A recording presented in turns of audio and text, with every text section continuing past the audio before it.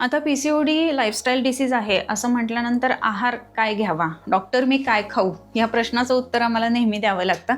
तर असा आहार असायला पाहिजे की जो लघु आहार आहे, जो पचायला हलका आहे. वजन कमी करण्याच्या दृष्टीने ही गोष्ट खूप महत्त्वाची राहते. मग ह्याच्यामध्ये मुगाचं सूप आहे किंवा तांदळाची पेज आहे किंवा मुगाची खिचडी आहे. ह्या गोष्टी अशा पद्धतीच्या पेशंट्सनी घ्यायला पाहिजेत. ज्वारीची भाकरी शक्यतो घ्यावी गव्हाच्या पोळीच्या ऐवजी. हा जर बदल केला तर खूप चांगले आपल्याला बदल अशा पेशंट्समध्ये दिसतात. नाचणीची भाकरी घेऊ शकता.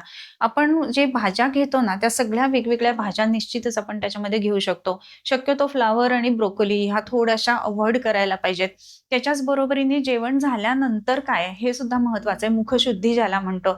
जनरली पूर्वी बडीशेप खाण्याची पद्धत होती. तर आजकाल बऱ्याच वेळेला घाई गडबड असते, नाही घेतल्या जात.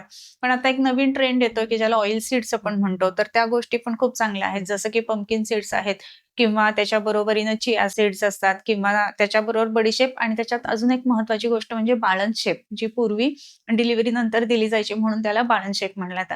तर हे सगळं भाजून त्याला किंचितसं सेंधव मीठ लावून जर का खाल्लं गेलं, तर पचन व्यवस्थित होतं आणि फायटोइस्ट्रोजेन्स सुद्धा मिळतात त्याच्यातनं आणि म्हणून मग हार्मोनल इम्बॅलन्सेस कमी व्हायला मदत होत असते. तसंच रात्रीचं जेवण आहे ना, तर ते विशेष करून हलकं असायला पाहिजे, हे आपण बघायला पाहिजे. जंक फूड अव्हॉइड करायला पाहिजे आणि विशेष करून प्रोसेस्ड फूड जे असतं ते अव्हॉइड करायला पाहिजेत किंवा जे बिव्हरेजेस आहेत, कोल्ड ड्रिंक्स असतात, ती अव्हॉइड करायला पाहिजेत. कारण त्याच्यामध्ये खूप ॲडेड शुगर्स असतात. सो शुगर्स खूप जास्त प्रमाणात घेणं हे त्रासदायक आहे अशा केसेसमध्ये. सो ह्या गोष्टी आपण थांबवल्या पाहिजेत. विशेष करून पिरियड्सच्या दरम्यान काय खावं, हे सुद्धा खूप महत्वाचं आहे. पिरियड्सच्या दरम्यान ज्यावेळेला रजप्रवृत्ती होत असते किंवा ब्लीडिंग होत असतं, तर त्यावेळेला खूप जास्त तिखट, खारट, आंबट गोष्टी घेऊ नयेत. कुळथाचं पिठलं वगैरे अशा गोष्टी त्यावेळेला टाळायला पाहिजेत. तर हा एक आहाराचा बेसिक थंब रूल आपण सांभाळला पाहिजे.